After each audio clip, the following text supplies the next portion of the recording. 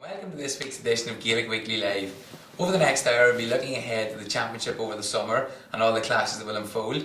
In addition, we'll look back at the Under-21 All-Ireland final in which Dublin achieved the 4th crown since 2010, and Jim will have a social media question for you folk at home leading into our special guest for next week.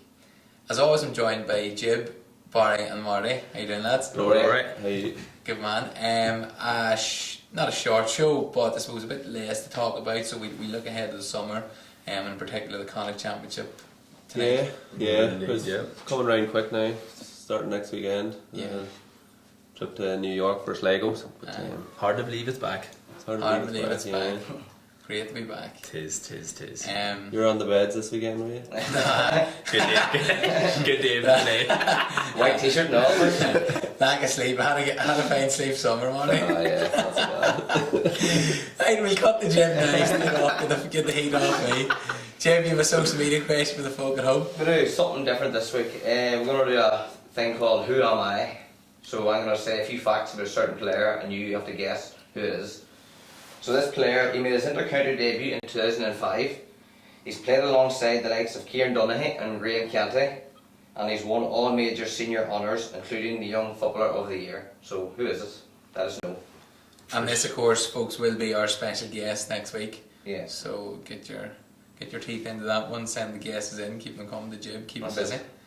Okay, lads. We'll start with a look back at the Under-21 All-Ireland final from Saturday. There, the Dubs run out winners against the Tribesmen of Galway, 2-13 to 2-7. Did you enjoy the game? Yeah, it's a very good game. So it was first half particularly was very competitive, Rory, between the two teams.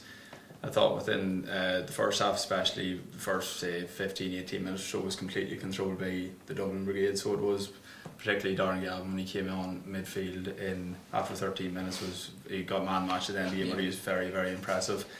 Conor Callan again, which you would expect at this level, was showing his skill levels to the max. He had very, very good tussle with Sean Andy O'Kayla as well in the full back line. He was superb as well. I'd say it was a really good tussle. You don't see too many of those one-on-one battles anymore, It's great to see it. Yeah, it was very, very good. But first, as I said, 15-18 minutes, it was 4 points to 1 to Dublin. So it was they were controlling matters fairly easily at that stage. And then for the second half of the first half, Galway brought it back fairly well. Brought it back to 5-4 at half time. Similar up, I suppose, in the second half. Then the way Dublin came out, and I think they went maybe 8 points up. Then nearly in the first 5 or 10 minutes of the second half, and it was always going to be a mountain to climb for Galway after that there, but they did keep plugging away, and they got a couple of goals. The likes of Killy McDade there from number 7 wing half back, he was very, very impressive. So he was, and the likes of Peter Cook in midfield as well. Again, was a driving force for them as well. But just again, I suppose it comes to these Dublin teams, so it is just to have the kind of experience at all levels now to kind of see out games. It was a wee bit nervy for them now in the second half, because obviously they were 8 points up, and then with a couple of scrappy goals, one very good goal from McDade and then a scrappy goal then whenever Galway near the end. But you kind of felt really with the way Dublin are and all kind of levels, they were always going to see it out, and it just shows that how wrong we were last week when we thought Galway were going to win it. Well, like this Dublin scored 1-4 at reply to.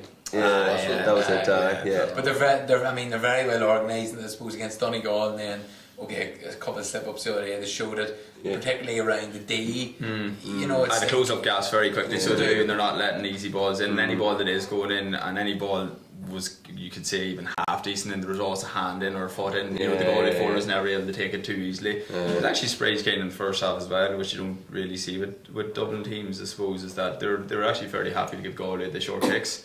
They had a zone, so they did 2 full forwards up there, obviously marking space, so they were more so, but they're nearly giving Galway in the first half free rein to go by their own 45, and that's where they were putting the press in, and they were looking to get the turnover of ball and then kind of counter on that there. And sure, as you can see from the final results, it worked out for them fairly well. It was obviously tactically, they didn't want the ball going out around the middle. That's it, going by just looking at Galway, they are a very physically big team within that middle sector, especially in their centre half back, centre forward, and their 2 midfielders as well. They're very big, powerful lads, and I'm sure they're decent fielders of the ball. And suppose Dublin would have looked at that against whenever they played Kerry, because they were very good in that area as well. So that's what they were happy enough giving them the short ball, you know. Yeah. Fourth title since 2010 for the Dubs. I suppose actually the last under 21 on Ireland as well, as it stands. So I think they're in a good place. Yeah, they are. Like they're coming strong every year. Like there seems to be no let up. Like the blue wave is coming very strong. Like at all levels. Like how is there not one of them in minors? You know, they've only won like one minor in 30 something years. Strange. It just depends. Like it's such like kind of it'd be interesting to know what the sort of selection criteria is down in Dublin. I'm sure it's always like it's going to be trial matches as well. But the things with trial matches is you could have someone who's been who could kick 5-6 points a game and think, yeah, he's a real player. Like, but another way you mightn't do that as well. But he could be a better player, maybe playing in a different position just to facilitate a game. You know, that's you kind of wonder, do these boys be picked up later? I'd say logistically, it's a nightmare to try and pull a Dublin team together. That's true. Like, you know, you probably could do like north south. Probably have probably maybe 3 or 4 divisions of it. I'm not sure what way they actually work. Like, there'll be so many young boys, you know, and it's just especially hard to tell. And it'll probably be even harder to tell now when it's going down under 17. You know what, you know.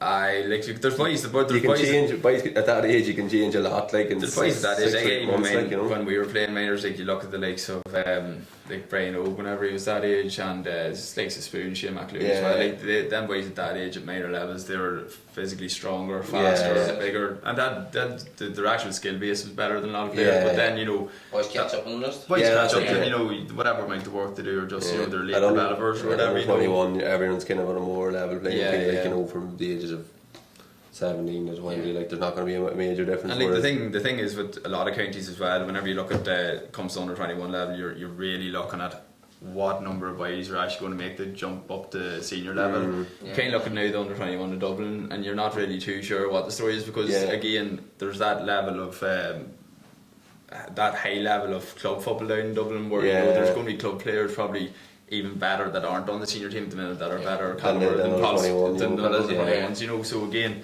it's just the riches that they have down there. But I suppose Conor O'Callaghan's on it at the minute, there's Colin Basquile on it at the minute. I'd imagine Evan Comfort, who's in nets for Dublin, like I can't see Cluxon going on for another 10 or 15 years, like, you know. So Cluxon too, isn't he? His kickouts are super. Left foot. He was very good now with the kickouts there. Or yesterday, or Saturday, sorry, I should say. But just be interesting to see now what sort of players are going to come through. Desi Farrell has said, I think that's a minor in 221s, but he said he has no interest in the senior jobs. So he maybe would say that when Gavin's in the hot seat. What do you think with that? Well, like it's with those successes, you know, he's definitely going to have a. He says it now, but sure, in a year's time he makes it. He'd definitely be in with a shout. Like when you see somebody just bringing that kind of success at 2 different levels, you know, and you know he'd have a good knowledge of all the players. It may be wrong saying this. It was Gavin who went along after the under 21s to take the senior role. He was part of the under 21 settlement. He made that, you know, so. Kind of the way it goes, it may be a case that he does the same thing, but I suppose after it's a wee bit early for him to say it's something I'm looking down. No one would really say at that level I'm there's going no to take the shift in senior. Jim Gavin for a while yet, I don't think. No, I don't think so. And to be honest with you, like I know there is a serious amount of time that goes into senior inter-county jobs and all that there, but like the Dublin one would probably be like a full-time job, realistically. Like, you know, it would be. Some are really, aren't they are, but like I just think with the professionalism down there, I think it's near they're another level up again. So it is, to be honest with you. So get well looked after. Take your time. You'll harbour that point. Very good. Jib, any comments from social media in relation to that, or in relation to the question to the viewers at home? Yeah, we have got one from Kieran O'Doherty here, and he has said, I know my screen's went blank on me. No pressure now. Now, who is this? Kieran O'Doherty has the first man to come in, and he has said, give me another 2 seconds. I think that Galway. Here we go.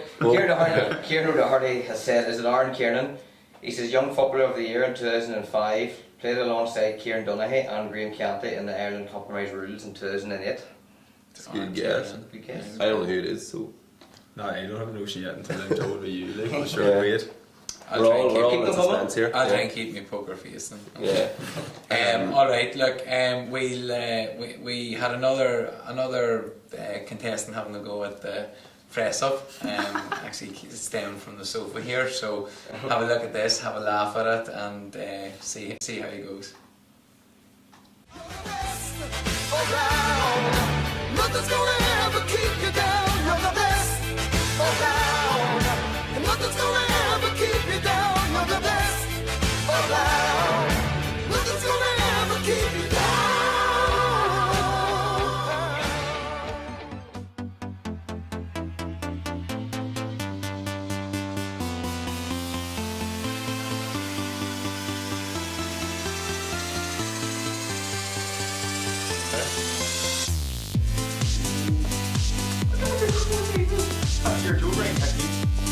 Tough to get it back down, Jim.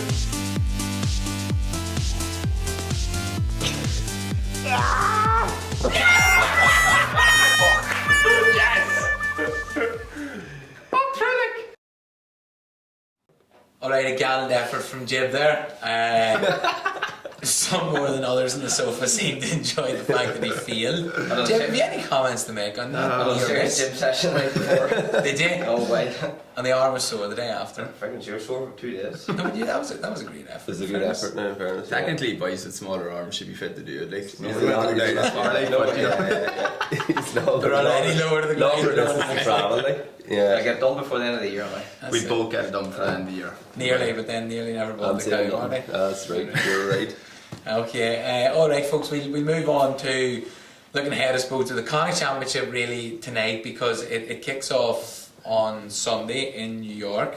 Yeah. New York, the extension of Connacht. Yeah. With the Sligo boys getting a trip out there. Yeah. We actually, so it's a nice trip away for Sligo, but it's in the business end of things too. That's it. Like Roscommon got a big scare out there last year, That's and right. it was it would have really been the story of the decade if they had beat Roscommon last year. If New York had beat them, and, you never really know what's coming. I would say that the Connacht teams that are going out there probably would have a bit of homework done, but you would never know what to expect. You're not sure what players are over there, a lot of players just go for the summer just to play football anyway, like, and then they might just do a transfer and then county as well. Yeah. You don't really know what players are going to come and It'd be good. It'd be good to get out every 5 years now. I think from chatting to boys who have been out as players, I know a fella who's been out there and he said that when he started, it was a really good trip, like, but now it's kind of very serious, like. well, that's it. Like, you don't want to be that team going over there and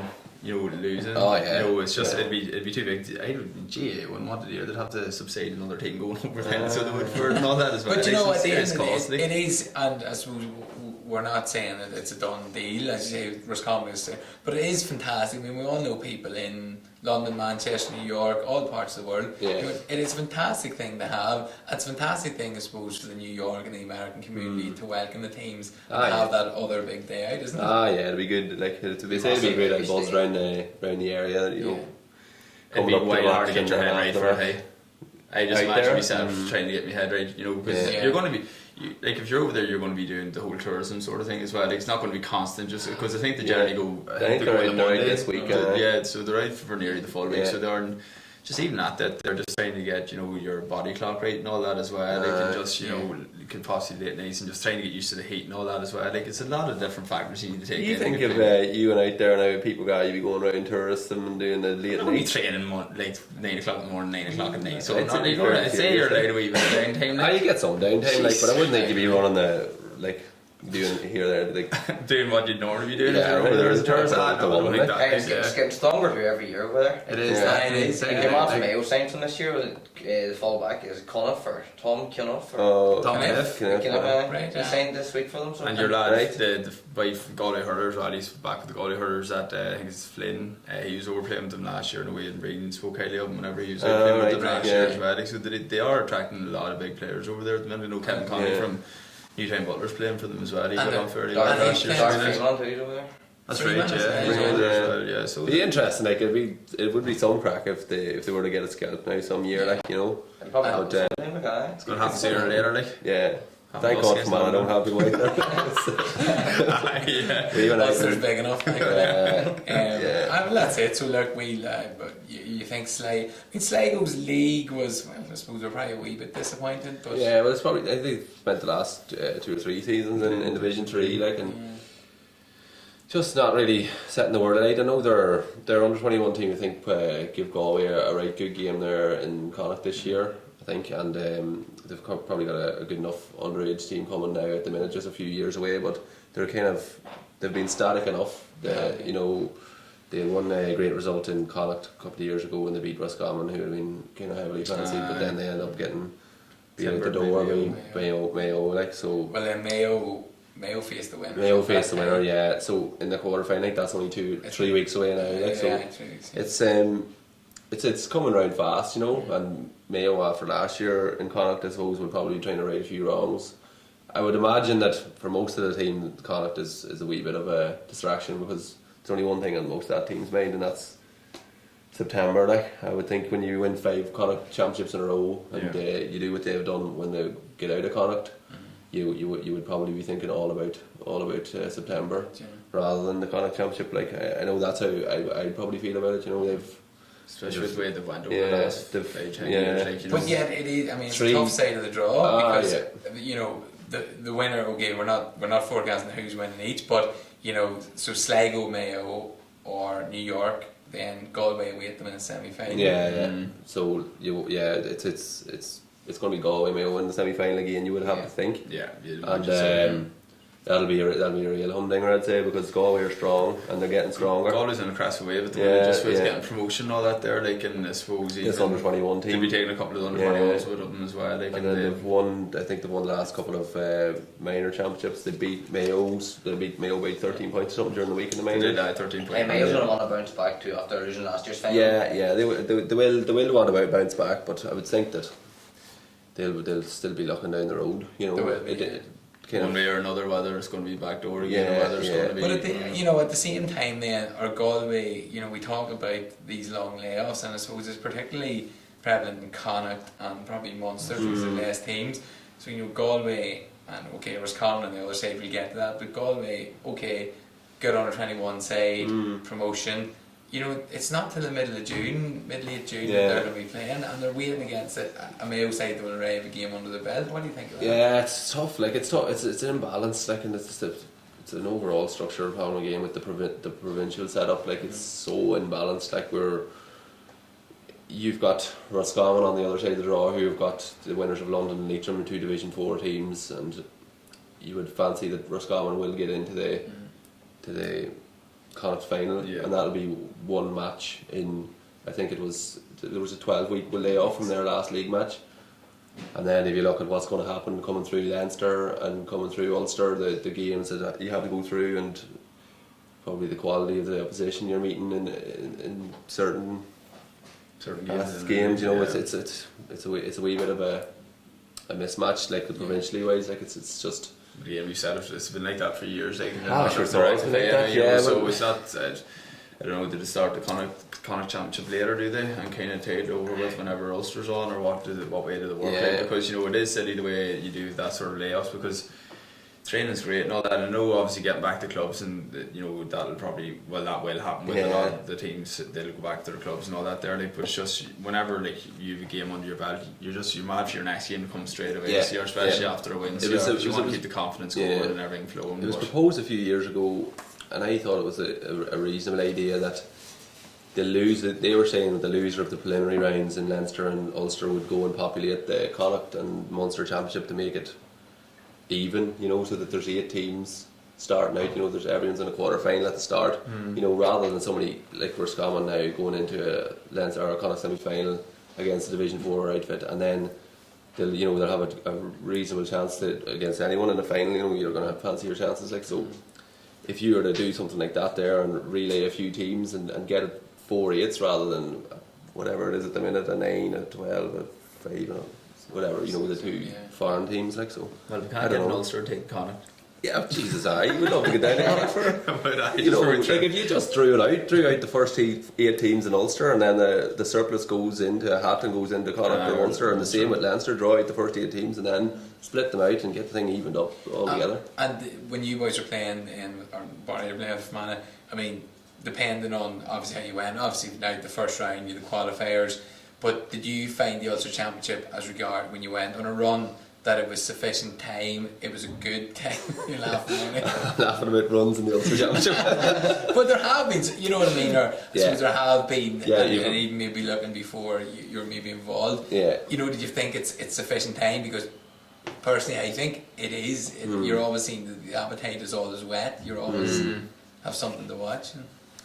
Yeah, what do you think? That was you, wasn't it? That was a tricky question. No, it definitely was. In terms of the time frame between games and all that there, like, and all that. Yeah, well, I think, like, generally you only have about 2 to 3 weeks between each game. So the level of, like, the trainings that you be doing after, like, say you won the quarter final, you're going in the semi final, is generally 3 weeks into that game. So within those first 2 weeks of training, it's going to be very intense training. It's going to be a high level. Then the week after that, but it's always you're always gearing yourself, you're always ready, and like you're never off that level, so you're not, because you know how quickly the game's coming. So it is, but whilst you know, if it's in one of the other provinces where you might have a 6 or 7 week layoff, you know, to a game, you're just thinking, Jesus, it's dragging. Like you can only do so much of a high level training before it starts to seep in, where you're thinking, Jesus is going on and on and on. And you don't have that game to get at, because you're mad just to get to the game. That's what you want to be at. It's the game, so it is. Later on too in the summer. Ideally, you want to peak later on in the summer. Well, that's it as well. Like, you know, if you're, like as I said, if your mind will just go completely mad if you're like 6. Even there at the minute with us, like I know we're in the preliminary or whatever, and there's whatever teams out last week. You're just mad for the game. All you want is the game. So it is, you know. And that's what I was saying, you know, the ratio between training and matches is just far too many. It's far too high for trains now compared to matches. It's idiotic at the minute, the amount of training sessions you have to do for games at the minute. So how did you find the run, the qualifiers? I seen an interview with Mourinho last night giving off about 9 games in April. They're fully professional players. He has a lot of a squad to rotate with. But did you, when you went the run 2-3 years ago, did you appreciate the week after week games? Well, personally, whenever, I suppose, before the Dublin game, it was good doing it week on week. It's just because I suppose the adrenaline and the excitement always getting through it, and I suppose luckily enough that year with the teams that we were playing, I suppose were at our level, you know, as well. Like, so you're coming into that there and you're fairly happy. But then with the Dublin game, I do feel if we would have had another week to recover, probably another week just to kind of set our targets and know exactly what way we were doing, our systems playing. Not that we didn't have a system play, because we did have a good system, but just different wee tweaks and twerks that you could have done in terms of trying to nullify the opposition a wee bit better. I think another week probably would have done us. But another week would have been. If it was in Brewster, we'd took them. But no, seriously, no, I know. It's just the extra week, because we had played 3-4 games within 3 or 4 weeks. So it was a lot. At one stage, like it was good for us. We were building, and then we had that great win against Roscommon, and then we played Westmeath the week after. I think that playing again that week was great for us, because we were on a high after that Roscommon win, just the nature of the win. So that was great. But then after the Westmeath game, you know, you're starting to feel the 3 matches in 3 weeks, and you're going in to play the best team in the country, and it was tough. It was tough on the like body. You need to be at your peak condition. So you need to play a team like that there. Like, you can't be down like 80%. You need to be at your optimum, like in a team like that there to go for. So then you reckon, I suppose it was one of the O'Shea's came out during the week or last week, maybe saying that the Munster Championship board the whole of him. Like, he didn't feel it, didn't think about it. Like, you know, it was just like, get me to the summer, get me to August. Like, which is the only game they were interested back when he was playing would have been Cork. Like, and that's it. And they were drawn against. Yeah, they should draw into the final. Like, so, you know, that kind of thing. Like, and it's different up here with the Ulster Championship, because it's very competitive. Like, you know. But down in Munster and in Connacht, it just needs to be addressed a bit. I think the balance needs to be. That's why they're going to go for the Super 8s too, aren't they? It is, yeah. But at the same time, you've got a lot easier route to the Super 8 if you're coming out of Connacht. If you're still doing the same, same thing to get them in the Super 8s. It's still a very easy way of getting there for them compared to Leinster and Ulster. Like, you know, so you're still coming into the same issue as such. Like, the Super 8s. Don't get me wrong, obviously you can't say anything until they're tried and tested and see what they're like, but in terms of still with Munster and Connacht, it's still giving them the easier path to get into there every year. Yeah, definitely. So it is. Yeah. Well, fair enough. So so look, that's a brief look at Connacht. The layoffs, we don't think will help any team. It is probably an easier route to the later stages of the All Ireland series. But that's just the way it is for the moment. It'll be interesting to see next year. It is, yeah. I think there'll be a couple of good games in Connacht. That Mayo Galway semi-final, if it transpires, will be good. It'll be, because Galway are coming strong. Like. Yeah, they're very good. But I think Connacht is all. You just mentioned, you touched on Munster there. Yeah. I think Connacht is always a lot more entertaining than Munster, because the like of Sligo. Okay, Roscommon, they have had a good few years, but. You know, Roscommon and Sligo can maybe throw up the more. Here and there, say in terms of the games, you have a lot more excitement in that province. Mayo have kind of, there was a few years there where they were just steamrolling everyone. Like, so it's good that they're reined back a wee bit, and that Galway's going to have this youth now coming through. As Yeah. well, so I personally think Galway will win it. I think certain teams on a certain day in Connacht particularly do rightly feel that they have a chance to. You mentioned the Sligo over Scotland game. Yeah. No one expected Scotland were flying at that stage. Yeah, Sligo yeah. came in and just Oh, obliterated them, lifted like them, yeah. So they do have that there. Whilst you look at Munster again, you don't really feel like you saw it last year, Tipperary against Cork. Yeah. Fair enough, like, but realistically over the last probably 10 years, have you seen any real massive result where you think, geez, that I can't believe that? It's always been a Cork or Kerry game or one or the other. But so who do you fancy them, Baz, for in terms of Connacht? At the minute, I'd probably have to say, I think just with last year and how they went for Mayo, they're just going to look to get back on top of Connacht again. So I think they're going to go for Mayo. Marty? I think I backed Roscommon to be the surprise package, so I'll stick to that there. They're free pass to the final. No, not really, but they do have an easy route to the final. So I'll go Galway. Yeah. I think I'll go with Mayo. Yeah, I just think they're gonna just want to raid a couple of rounds. Obviously got the All-Ireland final last year, but still not winning Connacht would have hurt them. Yeah. Big time, like. Of course, no problem. Do you have any more response to social media? Any comments? Joey Burns had a wee guess at Sean Kavanagh. Sean Kavanagh. You'd love that. Maybe. Any others? No, that's the only one so far. That's the Bar only Kieran Doherty's.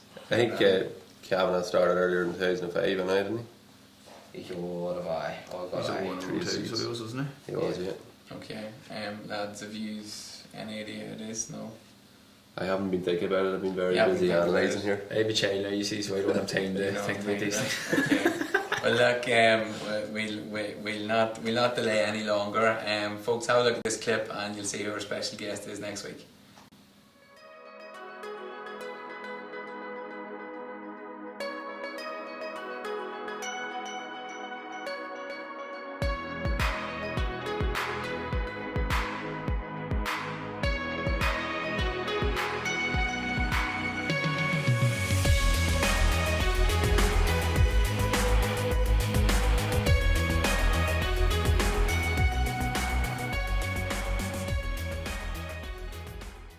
Okay, so you enjoyed that reel there. The answer was indeed Aaron Kieran. Nobody got it.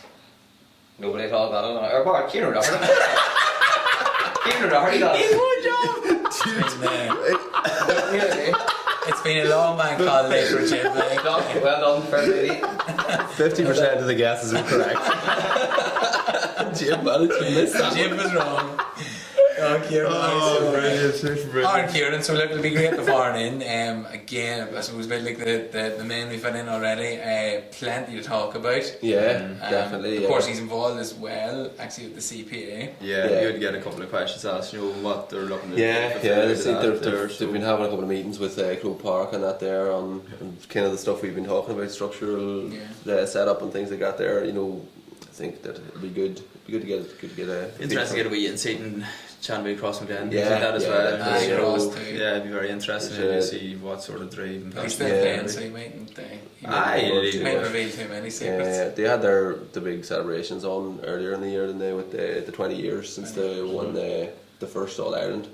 So it's a big year in Cross McGlenn. So He he's over Sunderland too in that programme. That's right. So he's done plenty. Professional too. So So look, folks, make sure to tune in next week for that. We'll be back again Monday at 7:30. Alright lads, look, shorter show this week. There was, I suppose, the round of the under-21s. We looked ahead to Connacht. I suppose come May time we're really getting into the nitty-gritty of it, so there'll be plenty more to discuss then. That's it, yeah. Or you can get home and do the night feeds now.